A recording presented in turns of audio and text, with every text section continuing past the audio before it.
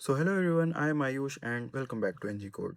आज की जो वीडियो है इसमें हम लोग कवर करने वाले हैं स्टैट्स 1 के वीक 9 के जितने भी टॉपिक्स हैं, जितनी भी थ्योरी है उसको कवर कर रहे होंगे। ठीक है, तो जितना भी आपका थ्योरी वाला पोर्शन था, जो भी कॉन्सेप्ट्स थे जो कि आपको पता होने चाहिए बिफोर स्टार्टिंग योर कहते हैं जीए, या फिर जो भी आपकी क्वेश्चन प्रैक्टिस है, उससे स्टार्ट करने से पहले आपको जितने भी कॉन्सेप्ट पता होने चाहिए, जितनी भी थ्योरी पता होनी चाहिए, वो इस वीडियो में डिस्कस है। तो इस वीडियो को देखने के बाद आपके वीक 9 के कॉन्सेप्ट्स क्लियर हो जाएंगे। फिर आपको बस अलग-अलग तरीके के जो क्वेश्चंस हैं उनको लगाना होगा, जिससे आप लोग पूरा का पूरा उसको प्रैक्टिस कर लो। ठीक है? तो उसके लिए बेस्ट चीज़ क्या है? आप जीए को लगाओ। आप जीए को लगा लोगे, आप इस वीडियो को देखने के बाद जब जीए को लगा लोगे तो आपके पास पूरी एक नॉलेज होगी एंड आप आराम से जो है वीक 9 को कंप्लीट कर चुके होगे। ठीक है? तो इस वीडियो में आपका वीक 9 कंप्लीट हो जाएगा। मैंने आपको नोट्स भी दे दिए हैं, तो अगर आपको कभी पहले रिवाइज़ भी करना हो बाद में, तो आप वो रिवाइज़ भी कर सकते हो। ठीक है? तो वो नोट्स बिल्कुल फ्री हैं, आप डिस्क्रिप्शन में पहली लिंक से उसे एक्सेस कर सकते हैं। ठीक है? तो बिना किसी देर करते हुए हम लोग चलते हैं अपनी वीडियो की तरफ। So let's start with week 9 of statistics 1। तो देखो, स्टैटिस्टिक्स में अभी तक हम लोगों ने क्या देखा? हम लोगों ने जो अपना क्विज़ 2 था उसमें हम लोगों ने प्रोबेबिलिटीज़ देखी, कंप्यूटर अपना क्या कहते हैं, परम्यूटेशन, कॉम्बिनेशन, ये सब देखा। ठीक है? अब हम लोग ने प्रोबेबिलिटी पढ़ा था ना, उसी को हम थोड़ा-सा क्या करेंगे और आगे की तरफ ले जाएँगे। ठीक है? ये वाला जो अपना एंड टर्म का पोर्शन है वीक 9 टू 12 का, ये कंपैरेटिवली ईज़ी है। Like it's not that tough. बस आपको फ़ॉर्मूलाज़ याद रखने हैं और आपके क्वेश्चन सारे हो रहे होंगे। ठीक है? तो आज हम लोग स्टार्ट करेंगे रैंडम वेरिएबल्स, जो कि है अपना पोर्शन वीक 9 का। ठीक है? जो कि है अपना पोर्शन वीक 9 का। तो वीक 9 में हमें क्या-क्या देखना है वो देख लेते हैं। सबसे पहले हम लोग देखेंगे कि रैंडम वेरिएबल होता क्या है? 1 सेकंड। हुँ। सबसे पहले हम लोग देखेंगे कि रैंडम वेरिएबल होता क्या है, फिर हम लोग देखेंगे कि एग्ज़ाम्पल रैंडम वेरिएबल के कुछ देखेंगे, फिर हम लोग देखेंगे 2 वेरिएबल्स में हम लोग कैसे करते हैं, फिर हम लोग एप्लीकेशन भी देखेंगे इस चीज़ का। ठीक है? फिर हम लोग देखेंगे कि डिस्क्रीट और कॉन्टिन्यूअस वेरिएबल्स में क्या डिफ़रेंस होता है। ठीक है? फिर हम लोग परम्यूटेशन अपना कहते हैं प्रोबेबिलिटी मास फंक्शन देखेंगे, जो कि एक इम्पॉर्टेंट चीज़ है। पीएमएफ यानी कि प्रोबेबिलिटी मास फंक्शन क्या होता है, वो एक इम्पॉर्टेंट चीज़ है, वो भी हम लोग देख रहे होंगे। ठीक है? फिर आ जाता है हम लोग का पीएमएफ के कुछ एग्जांपल, फिर पीएमएफ को हम लोग ग्राफ में कैसे बनाते हैं। उसके बाद हम लोग का आ जाता है क्यूमुलेटिव डिस्ट्रीब्यूशन फंक्शन, जो कि एक अनदर बहुत ही ईज़ी टॉपिक है। ठीक है? फिर उसके बाद ग्राफिंग द सीडीएफ, यानी कि हम लोग एक अपना क्यूमुलेटिव डिस्ट्रीब्यूटिव फंक्शन का भी हम लोग एक ग्राफ देख रहे होंगे। ठीक है? तो बिना किसी टाइम को वेस्ट किए डायरेक्टली हम लोग चलते हैं अपने कंटेंट की तरफ। सबसे पहले आता है कि what is a random variable? Random variable होता क्या है? तो when we run a probability experiment, we are usually not interested in every detail of the outcome. यहाँ पे मैंने क्या किया है, मैंने मान लो 2 डाइस को मैंने वो किया, मैंने 2 डाइस को टॉस किया। तो मेरे पास यहाँ पे कितने अपने वो बन रहे हैं सैंपल स्पेस में? 36 आउटकम्स बन रहे हैं यहाँ पे। देखो कितने सारे आउटकम्स बन रहे हैं। तो क्या यहाँ पे मुझे हर एक आउटकम की डिटेल में ज़रूरत है कि मुझे ये भी चाहिए, मुझे इसको भी पर्टिकुलरली देखना है, मुझे इसको भी पर्टिकुलरली देखना है, मुझे इसको भी पर्टिकुलरली देखना है? क्या ये होगा? हमारा तो कोई एक इवेंट होगा ना, जो कि एक उस पे बेस्ड होगा कि the sum of dice is इतना, the number on the dice is even और ऑड, इस तरीके से। तो हम लोग एक-एक आउटकम को नहीं, बल्कि हम लोग एक ओवरऑल कंडीशन को देख रहे होते हैं। वही काम करता है random variable. Just one particular condition, हम एक पर्टिकुलर कंडीशन को देख रहे होते हैं, ना कि हम लोग सारे के सारे आउटकम को देख रहे हो। ठीक है? रैंडम वेरिएबल वही होता है। रैंडम वेरिएबल कुछ नहीं होता। Random variable is a condition condition on the sample space. जो मेरे पास सैंपल स्पेस होती है, उस पे अगर हम लोग कुछ कंडीशन लगा दें और उस कंडीशन से हमारे पास जो सेट ऑफ आउटकम्स आएंगे, वही काम करता है रैंडम वेरिएबल। रैंडम वेरिएबल वैसे एक कंडीशन या फिर फंक्शन की तरह काम करता है। तो देखो, a random variable is a function defined on the sample space that captures exactly the condition.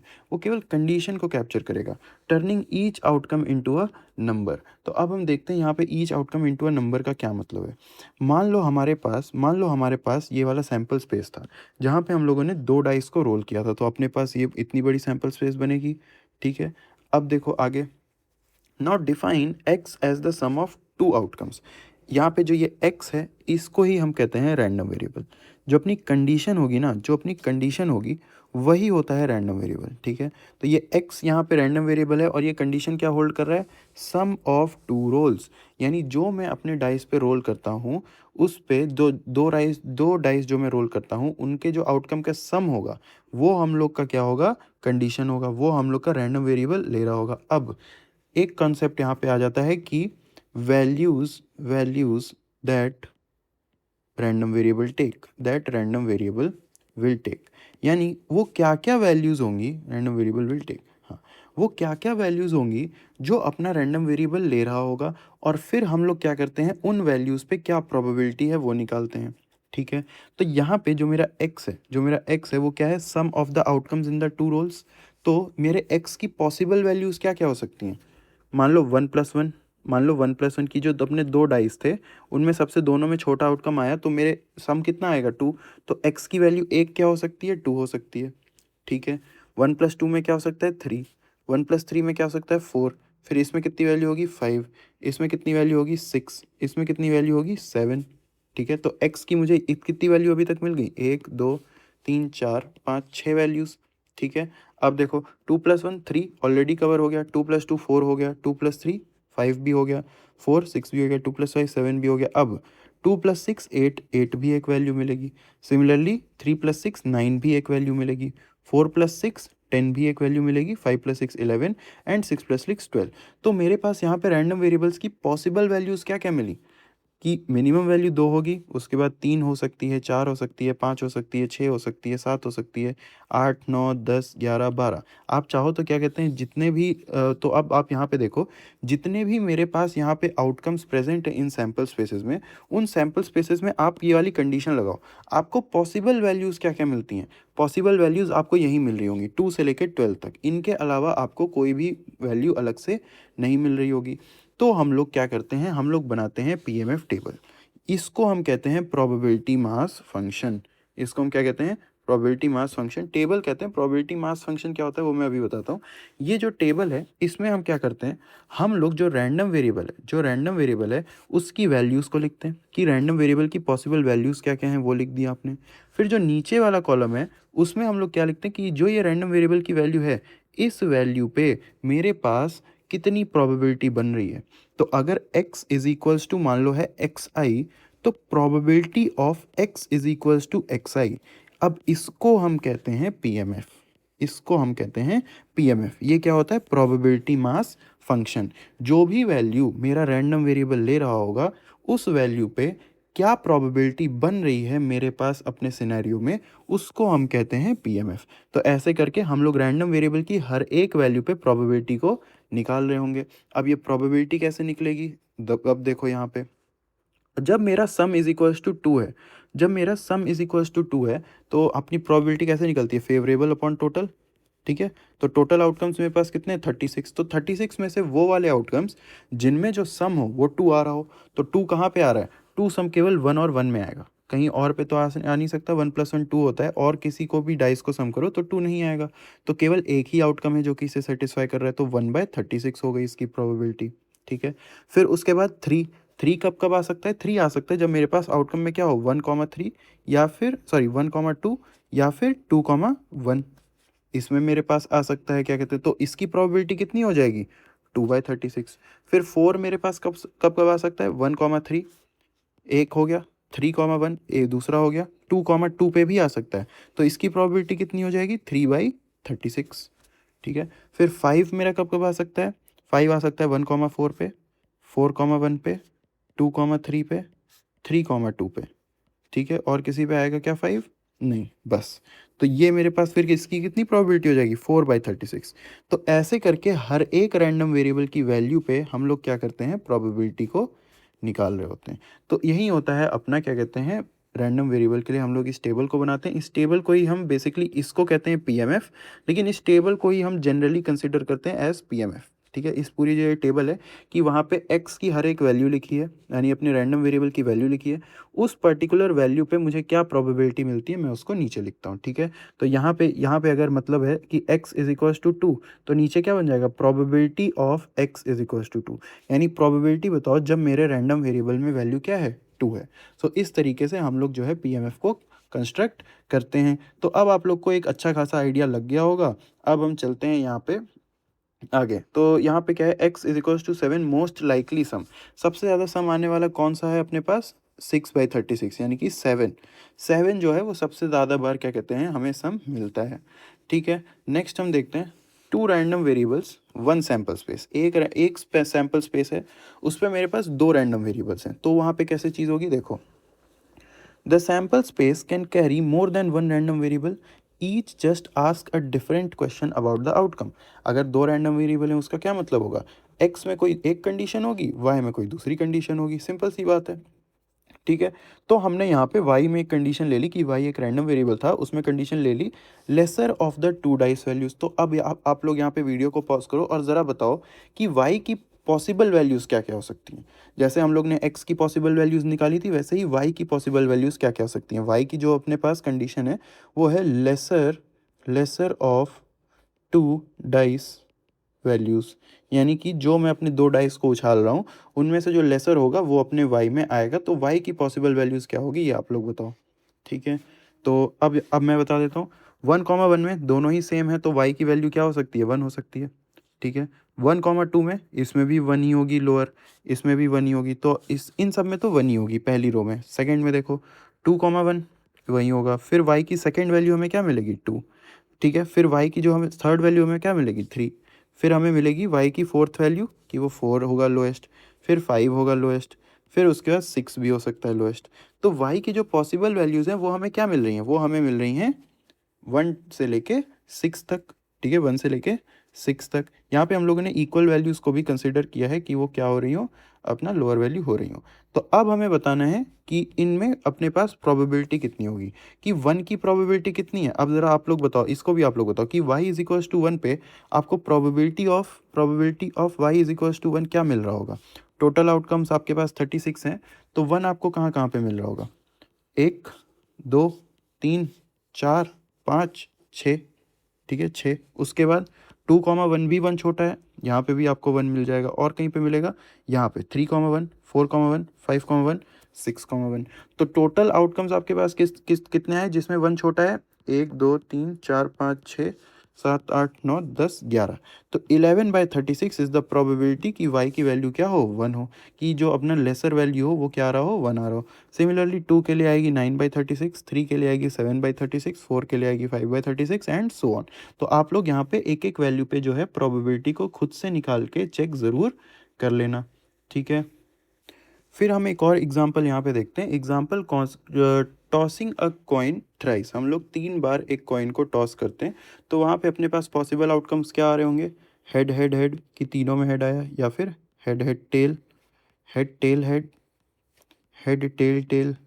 ठीक है, फिर tail head head, tail head tail, tail tail head and tail tail tail. तो अपने पास ये 8 आउटकम्स आ रहे होंगे। तो मान लो x मेरा क्या डिनोट करता है, x denotes the number of head. तो नंबर ऑफ हेड कितने आ सकते हैं, एक आउटकम में मैक्सिमम कितने हेड हैं, 3, या फिर 2 हो सकते हैं, या फिर 1 हो सकता है, या फिर एक भी हेड नहीं हो सकता यहाँ पे भी। तो नंबर ऑफ हेड मेरे पास वैल्यूज़ कितनी आ जाएंगी फिर यहाँ पे पॉसिबल वैल्यूज़ x की, 0 1 2 3।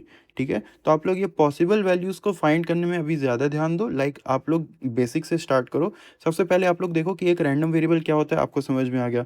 फिर आप ये देखो कि उसकी जो कंडीशन होती है उस कंडीशन के बेस पे आप उसकी पॉसिबल वैल्यूज़ कैसे निकाल पा रहे हो, क्योंकि आपके क्वेश्चन क्या कहते हैं डायरेक्टली पूछे जाते हैं कभी कभी कि what are the possible values of the random variable this, random variable that.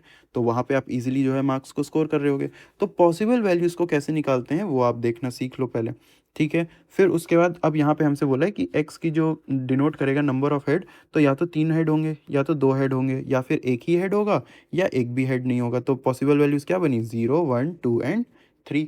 ठीक है, सो इस तरीके से अब उसके बाद हम लोग प्रोबेबिलिटी भी कैलकुलेट कर सकते हैं favourable outcome upon total number of outcome से।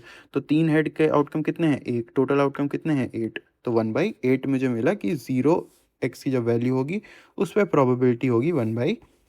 Similarly y denote the toss number on which the first head happens. हमसे कह रहा है कि y डिनोट कर रहा है फर्स्ट नंबर, मतलब वो डिनोट कर रहा है टॉस नंबर जिस पे हेड हैपन हो रहा हो। तो अब देखो ये इसकी भी वैल्यूज़ आप लोग पहले खुद से ट्राई करो फाइंड करने का।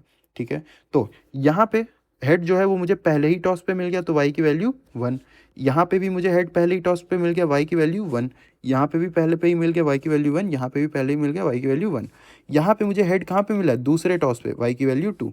यहाँ पे भी मुझे दूसरे टॉस पे मिला है y की वैल्यू 2। यहाँ पे मुझे मिला है थर्ड टॉस पे y की वैल्यू 3। एंड यहाँ पे मुझे हेड अकर ही नहीं हो रहा है, y हेड अकर ही नहीं हो रहा है, तो हम यहाँ पे लिख सकते हैं नल, या फिर y की कोई भी वैल्यू नहीं लिख सकते। तो y की जो पॉसिबल वैल्यूज़ होंगी ये होंगी, और एक y की वैल्यू होगी जहाँ पे कोई भी हेड अकर नहीं करता, वो होगी ये।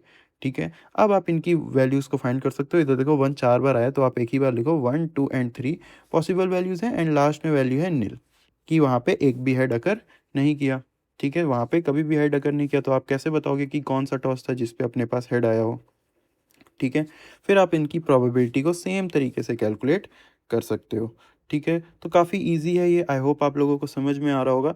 नेक्स्ट हम लोग चलते हैं अब एक एग्जाम्पल पे। एग्जाम्पल क्या है, how random variables models pay out and financial risk under uncertain real world events. तो क्वेश्चन अपने पास ये है, an insurer has 2 elderly clients. ठीक है, उसके पास 2 एल्डरली क्लाइंट्स हैं, pays out 1 lakh on each client's death this year. हमसे वो कह रहा है कि वो डेथ पे क्या करेगा, क्लाइंट को 1 लाख रुपए पे करेगा, 1 लाख रुपीज़ पे करने वाला है। ए, तो यहाँ पे ए हमें बता रहा है, ए ओके, तो ए हमारे पास रैंडम वेरिएबल है एक। ए क्या है, the younger one dies, younger client dies, younger client die with probability of A. तो बे ए यानी कि इवेंट है यहाँ पे, तो प्रोबेबिलिटी ऑफ ए कितना है, 0.05। बी क्या है, the elder client dies, B क्या है, एल्डर क्लाइंट डाइज। ठीक है, फिर उसके बाद प्रोबेबिलिटी ऑफ बी हमें कितना दे दिया है, 0.1, 0.1। उसके बाद assume A and B are independent events. अगर इंडिपेंडेंट है तो हमें पता है इंडिपेंडेंट में सब, अगर कभी भी आपको दो इवेंट आपको मिले जो कि इंडिपेंडेंट हो, सबसे पहला फॉर्मूला आपके दिमाग में क्या आना चाहिए कि A in probability of A intersection B, वहाँ पे क्या हो रहा होगा, probability of A into probability of B. आपको ये जो है सबसे पहले स्ट्राइक करना चाहिए आपके दिमाग में। ठीक है, if x is the total amount paid in lakhs, find the probability of distribution of X. तो सबसे पहले एक्स हमारे पास क्या है, एक रैंडम वेरिएबल है, एक्स एक रैंडम वेरिएबल है, और वो क्या होल्ड कर रहा है, total amount paid in lakhs. तो अभी आप वीडियो को पॉज करो और बताओ एक्स की पॉसिबल वैल्यूज़ क्या क्या हो सकती हैं, एक्स की पॉसिबल वैल्यूज़ क्या क्या हो सकती हैं। तो अब मैं बताता हूँ एक्स की पॉसिबल वैल्यूज़ क्या क्या हो सकती हैं। देखो, एक क्लाइंट की डेथ पे जो इंश्योरर है वो 1 लाख रुपए पे करता है, तो अगर एक भी क्लाइंट नहीं डेड हुआ तो वो कुछ नहीं पे करेगा। अगर एक ही क्लाइंट डेड हुआ तो वो 1 लाख पे करेगा। अगर दोनों डेड हो गए तो वहाँ पे क्या करेगा, वो 2 लाख को पे कर रहा होगा, 1 लाख उस क्लाइंट को, 1 लाख इस क्लाइंट को, तो टोटल कितना हो गया, 2 लाख। तो यहाँ पे एक्स की पॉसिबल वैल्यूज हमें क्या क्या मिल गई, ये मिल गई। अब हमें क्या फाइंड करना है, probability of X is equals to 0। X is equals to 0 का क्या मतलब है कि ना ही ए मर रहा है ना ही बी मर रहा है। यहाँ पे ए इवेंट का क्या है, यंगर क्लाइंट डाइज, तो ए कॉम्प्लीमेंट क्या होगा, younger client does not die. ठीक है, फिर उसके बाद इंटरसेक्शन, अपने पास एल्डर क्लाइंट भी नहीं डाई कर रहा, तो अपने पास ये भी नहीं कर रहा, तो ये क्या आ जाएगा, probability of A complement intersection B complement. तो ये अपने पास आ जाएगा probability of A complement into probability of B complement. ठीक है, अब अपने पास ए कॉम्प्लीमेंट, अगर ए की प्रोबेबिलिटी इतनी थी तो 0.95 क्या होगी इसके कॉम्प्लीमेंट की प्रोबेबिलिटी, तो 0.95 into probability of B complement मेरे पास कितना आ जाएगा, 0.9। इसको आप जब मल्टीप्लाई करोगे आपको मिल रहा होगा 0.855। ठीक है, तो ये आपकी किस चीज़ की प्रोबेबिलिटी है कि दोनों ही नहीं डेड कर रहे। तो आपने यहाँ पे जब आप टेबल बनाओगे, टेबल आप ऐसे बनाओगे और उसमें एक्स की आप वैल्यूज़ यहाँ पे रखोगे, यहाँ रखोगे प्रोबेबिलिटी ऑफ एक्स, तो 0 1 2। तो 0 पे मुझे कितनी वैल्यू मिली, 0.855। अब आप देखोगे कि मुझे 1 पे कितनी वैल्यू मिली। 1 पे वैल्यू मिलने का क्या मतलब है, या तो ए की डेड होगी, या तो यानी यंगर क्लाइंट डेथ होगा, या तो एल्डर क्लाइंट डेथ होगा। तो वहाँ पे होगा क्या फिर कि probability of A intersection B complement, कि यंगर क्लाइंट डाइड लेकिन एल्डर बचा हुआ है, plus probability of A complement intersection B, कि अभी मेरे पास यंगर क्लाइंट की डेथ हो गई लेकिन अपने पास, सॉरी, यंगर क्लाइंट बचा हुआ है लेकिन जो अपना एल्डर क्लाइंट है उसकी डेथ हो गई। तो आपको यहाँ पे भी फॉर्मूला लगाना है, तो ये क्या होगा, probability of A into probability of B complement plus probability of A complement into probability of B. ठीक है, तो यहाँ पे भी हमने सेम चीज़ करी। अब हम 0.95 इंटू 1.0 प्लस 0.05 इंटू 0.90, तो यहाँ पे अपने पास क्या आ रहा होगा आंसर 0.14। ठीक है, काफ़ी आसान है। और फिर अपने पास x इज इक्वल्स टू 2 पे क्या वैल्यू मिलेगी, जहाँ पे अपने पास probability of a intersection b हो रहा हो, यानी कि probability of a into probability of b। तो इस तरीके से मैं यहाँ पे फिर क्या कर लूँगा, फाइंड कर लूँगा जहाँ पे दोनों जो हैं डेड कर रहे हो। अब अगर आपको पीएमएफ को वेरीफाई करना होता है, अब हाँ, अगर आपको यहाँ पे पीएमएफ को वेरीफाई करना हो, कभी भी आपको ये फाइंड करना हो कि क्या ये पीएमएफ सही है या नहीं, वहाँ पे आप क्या करते हो, ये जितनी भी वैल्यूज़ यहाँ पे प्रेजेंट हैं, जितनी भी वैल्यूज़ आपने निकाली, इन सबको जब आप प्लस करोगे आपको एडिशन में मिलेगा 1। आपको एडिशन में क्या मिलेगा, 1 मिलेगा। तो यहाँ पे अपनी ये वाली वैल्यू कितनी आई थी, 0.14, एंड लास्ट वाली वैल्यू कितनी है, 0.005, 0.005। ठीक है, तो यहाँ पे अगर आप देखो 0.855 प्लस 0.14 प्लस 0.005, ये कितना हो जाएगा, 0.86 प्लस 0.14, कितना आ जाएगा ये 1। तो अगर लास्ट में 1 आ रहा है, अगर आप सारी की प्रोबेबिलिटीज़ को ऐड करके कर दो, तो आपको अगर 1 मिल रहा है तो वो मेरे पास क्या हो गया, अपना वो हो गया एक वैलिड पीएमएफ। ठीक है, सो इस तरीके से इस क्वेश्चन को हम लोग देख रहे होंगे। आई होप आप लोग को समझ में आया होगा, और अब जो है रैंडम वेरिएबल्स का कॉन्सेप्ट थोड़ा अच्छे से क्लियर हुआ होगा। ठीक है, अब हम लोग आगे देखते हैं डिस्क्रीट वर्सेस कॉन्टिन्यूअस वेरिएबल्स। तो ये आपको पता ही होगा, जैसे आप लोगों ने discrete values and continuous values देखी थी, सेम तरीके से यहाँ पे discrete variables and continuous variables भी होते हैं। डिस्क्रीट वेरिएबल्स क्या होते हैं, can take on at most a countable number of possible values.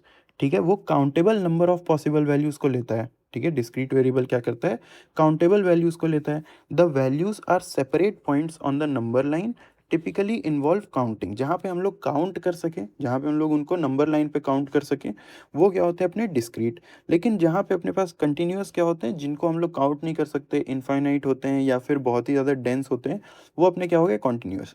तो सबसे आसान रखने का, याद रखने का तरीका क्या है, डिस्क्रीट में आपको होल नंबर्स मिल रहे होंगे, यानी कि जिसमें पॉइंट नहीं होता, और कॉन्टिन्यूअस में आपको क्या कहते हैं, डेसिमल वाले नंबर्स मिल रहे होंगे।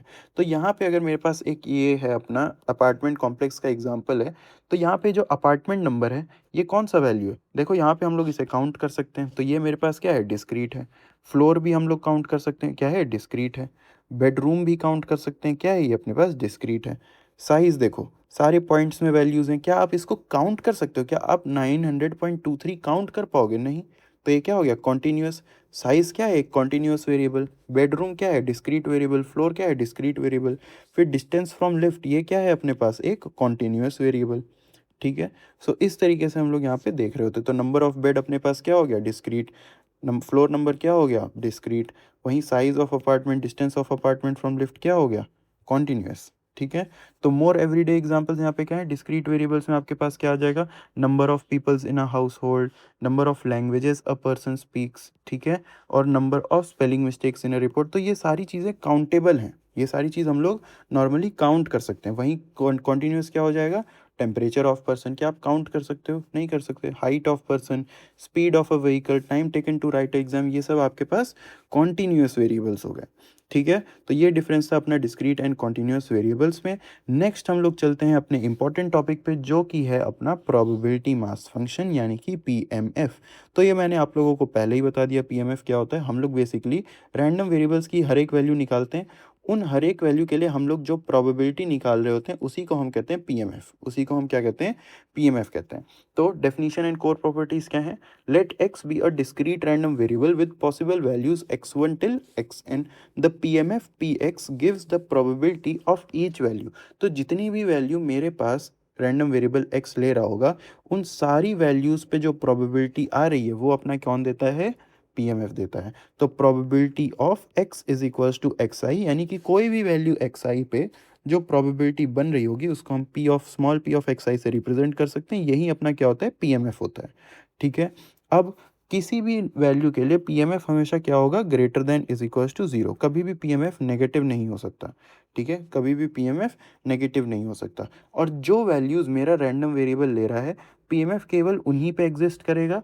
अगर उनके अलावा आप कोई भी वैल्यू लेते हो x की जो रैंडम वेरिएबल की वैल्यू नहीं है, तो पीएमएफ हमेशा क्या होगा, 0 होगा। यानी कि जो वैल्यूज़ x के पास हैं केवल उन्हीं वैल्यूज़ के लिए मुझे पीएमएफ मिलेगा। अगर आप उन वैल्यूज़ के अलावा पीएमएफ निकालने जाओगे तो आपको पीएमएफ 0 मिल रहा होगा। तो ये काफ़ी कॉमन सेंस वाली बात है। अब देखो अलग, since x must take all of its possible values the probability across all of them add to 1। यानी कि आप लोग जो ये टेबल बनाते हो ना, जो ये टेबल बनाते हो, इसमें आप लोग यहाँ पे पी एम एफ ही लिखते हो, probability of x is equals to X I. तो ये जितनी भी आपके यहाँ पे वैल्यूज़ आई, जितनी भी आपके यहाँ पे प्रोबेबिलिटीज़ आई, इन सबको अगर आप ऐड कर दो तो आपको क्या मिल रहा होगा, 1 मिल रहा होगा। ये आपके कहाँ पे काम आता है ये वाली नॉलेज, आपके पास क्या होगा एग्जाम में पीएमएफ गिवन होगा, आपके पास एग्जाम में पीएमएफ गिवन होगा, जिसमें आपके पास मान लो इसमें है वैल्यू 10, इसमें है 4, इसमें है 5 और इसमें है के, और आपसे बोल देगा कि आप के की वैल्यू फाइंड करो, या फिर क्वेश्चन ऐसे होगा कि आपको के की वैल्यू फाइंड करनी होगी तभी आप आगे बढ़ सकते हो। तो यहाँ पे आप कैसे करोगे, K plus 10 plus 4 plus 5 is equals to 1। ठीक है, अब ये यहाँ पे ये इतनी बड़ी बड़ी वैल्यू नहीं होती, ये सब ऑब्वियसली 1 को ऐड करना चाहिए, तो ये 0.10 होगा, 0.4 होगा, 0.5 होगा, इस तरीके से। ठीक है, तो यहाँ पे अपने पास क्या हो जाएगा, के की वैल्यू इस तरीके से निकाल रहे होते हैं उस केस में। तो यही है समेशन। समेशन क्या आ गया, from I is equals to 1 to infinity. Infinity हमने क्यों बोला, क्योंकि देखो एक्स की जब वो लास्ट वैल्यू पे पहुंचेगा तब प्रोबेबिलिटी हमें दे रहा होगा। इन्फिनिटी तक करने का मतलब क्या है, जैसे ही हम लोग आगे गए एक्स की वैल्यू के बाहर गए तब प्रोबेबिलिटी हमेशा 0 हो जाएगी। इसलिए अपने पास आई से इन्फिनिटी तक, यानी जो वैल्यू अपने पास एक्स की गिवन है उस वैल्यू से हम लोग क्या कर रहे हैं, हर एक वैल्यू को ऐड कर रहे हैं और हमें क्या मिल रहा है, 1 मिल रहा है। ठीक है, अब यहाँ पे अपने पास एक इक्वेशन है। क्वेश्चन क्या है, verify the PMF x is a random variable with values p of 0 is equals to 1 by 4, p of 1 is equals to 1 by 2 and p of 2 is equals to 1 by 4। verify if this is a valid pmf। verify आप कैसे करोगे, आप करोगे probability of 0, probability of 0 plus probability of 1 plus probability of 2, जितनी भी values थी उन सबकी probabilities को आप ऐड करो। तो 1/4 प्लस 1/2 प्लस 1/4, 1/4 1/4 ऐड होके क्या दे देंगे, 1/2 प्लस 1/2। ये फिर मेरे पास कितना हो जाएगा, 1/2 प्लस 1/2, हाफ प्लस हाफ 1। तो अब ये मेरे पास 1 आ गया, यानी कि ये क्या था, एक वैलिड पीएमएफ था। ठीक है, अब हम लोग नेक्स्ट आते हैं, एक और अपने पास क्या कहते हैं एग्जाम्पल है। देखो ऐसे ये वाले क्वेश्चन नहीं आते, बट ये एग्जाम्पल अच्छा है इसलिए मैंने इसको यहाँ पे रखा। Finding the unknown multiplier c for an infinite discrete random variable so that probability sum up to 1। अपने पास एक इनफाइनाइट डिस्क्रीट रैंडम वेरिएबल है जिसकी वैल्यूज इस ऑर्डर में है कि probability at value i is equals to c into lambda की power i, c into lambda की पावर i फैक्टोरियल। आपको यहाँ पे फाइंड करना है कि c की वैल्यू क्या होगी। तो देखो कैसे फाइंड करते हैं हम लोग, हमें पता है कि जब हम लोग समेशन करते हैं इस प्रोबेबिलिटी पे तो हमें क्या मिलता है, 1। तो आप इसको उठाओ, इस पे लगाओ समेशन, तो c इंटू लैम्डा की power i upon I factorial. ठीक है, अब आप यहाँ से क्या करोगे, c एक क्योंकि कांस्टेंट है आप इसको बाहर निकाल सकते हो, c एक कांस्टेंट है आप इसको बाहर निकाल सकते हो। आपको क्या मिलेगा, समेशन ऑफ लैम्डा की power i upon I factorial. ठीक है, अब आपको यहाँ पे एक प्रॉपर्टी पता होनी चाहिए थी जो कि क्या कहते हैं, नॉर्मल सी प्रॉपर्टी, आप इसको याद रख लो। हमेशा जब भी मेरे पास e की पावर x का एक्सपेंशन आपसे करने को बोला जाए, वो कितना आता है, समेशन ऑफ x की power i upon I factorial, summation of x की power i upon I factorial. ये अपने पास किस फॉर्म में, ये अपने पास है समेशन ऑफ लैम्डा की power i upon I factorial. तो यहाँ पे जो ये है अपने पास क्या कहते हैं, लैम्डा की power I upon I factorial, इसको मैं इस फॉर्म में लिख सकता हूँ कैसे, यहाँ पे x की पावर आई था, आई फैक्टोरियल था, यहाँ पे लैम्डा की पावर आई है, आई फैक्टोरियल है, e की पावर x, तो यहाँ पे ये क्या हो जाएगा, e की पावर लैम्डा, e की पावर लैम्डा। तो यहाँ पे ये क्या हो जाएगा कि समेशन, अब अपना समेशन हट जाएगा और c इंटू क्या बचेगा, e की पावर लैम्डा, और ये समेशन हमें किसके बराबर मिल रहा था, 1 के बराबर। तो ये क्या हो जाएगा, c is equals to 1 by E की power lambda and c is equals to E की पावर माइनस लैम्डा। ठीक है, तो इस तरीके से हमने यहाँ पे फाइंड किया। तो डोंट वरी, ऐसे क्वेश्चन ज़्यादा आते नहीं हैं, बहुत कम ही आते हैं, लाइक बहुत कम चांस होता है। ये बस मैंने इसलिए बताया ताकि आप लोग समझ पाओ कि जो अपना पीएमएफ होता है, अगर हम लोग उसकी सारी वैल्यूज़ को ऐड कर दें, उन पे हम लोग समेशन को जब चलाते हैं तो हमें आंसर क्या मिल रहा होता है, 1 मिल रहा होता है। ठीक है। अब हम लोग नेक्स्ट चीज़ पे चलते हैं, जो कि है this is Poisson probability mass function. तो पॉइजन प्रोबेबिलिटी मास फंक्शन क्या है वो हम लोग आगे आने वाले वीक्स में देखेंगे। ठीक है।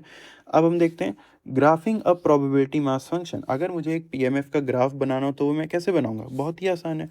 आप जो उसकी रैंडम वेरिएबल की वैल्यूज़ हैं आप उसको रखोगे एक्स एक्सिस पे, और जितनी भी उसकी प्रोबेबिलिटी है आप उसके लिए ग्राफ बना दोगे। ठीक है। तो ये काफ़ी आसान सी बात है, इसमें तो आपको कोई डाउट नहीं होना चाहिए। ठीक है।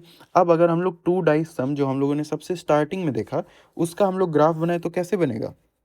क्योंकि उसमें जो अपना आउटकम 7 था, उस 7 पे मुझे रैंडम वेरिएबल पे जो प्रोबेबिलिटी थी वो सबसे ज़्यादा मिल रही थी। 7 की वैल्यू पे सबसे ज़्यादा प्रोबेबिलिटी मिल रही थी, तो यहाँ पे सबसे बड़ा बार किसका है? 7 का है। ठीक है।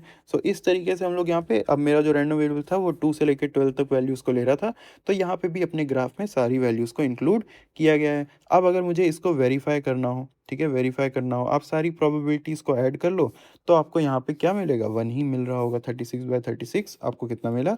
1 मिला। ठीक है। सो इस तरीके से हम लोग अपने रैंडम वेरिएबल्स को देख रहे होते हैं।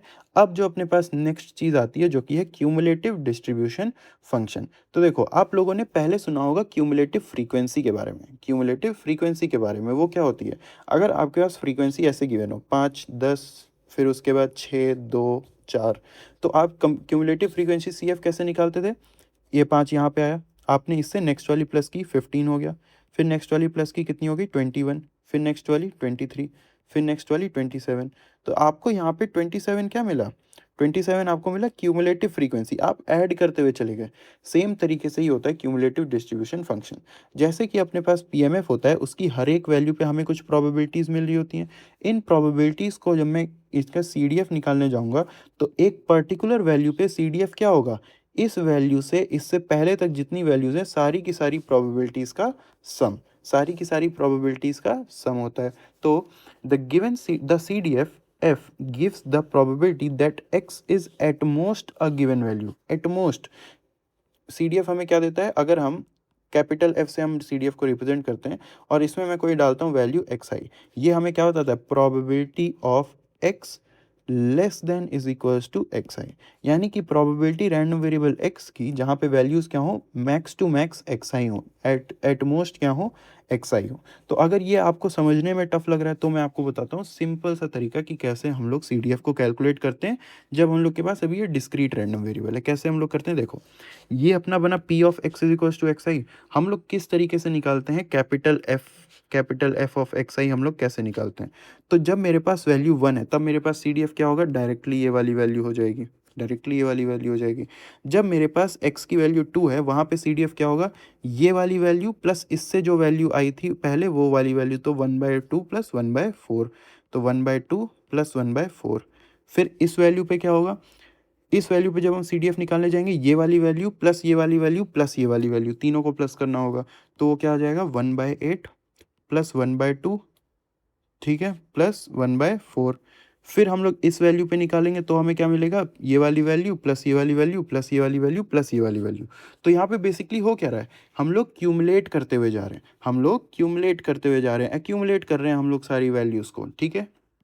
तो हम लोग ने जो यहाँ पे वैल्यू निकाला कि जो अपना सी डी एफ है वो कितना आ रहा है? ये वाली वैल्यू प्लस ये वाली वैल्यू प्लस ये वाली वैल्यू प्लस ये वाली वैल्यू। ये है बेसिकली क्या? It is probability of X less than is equals to 4।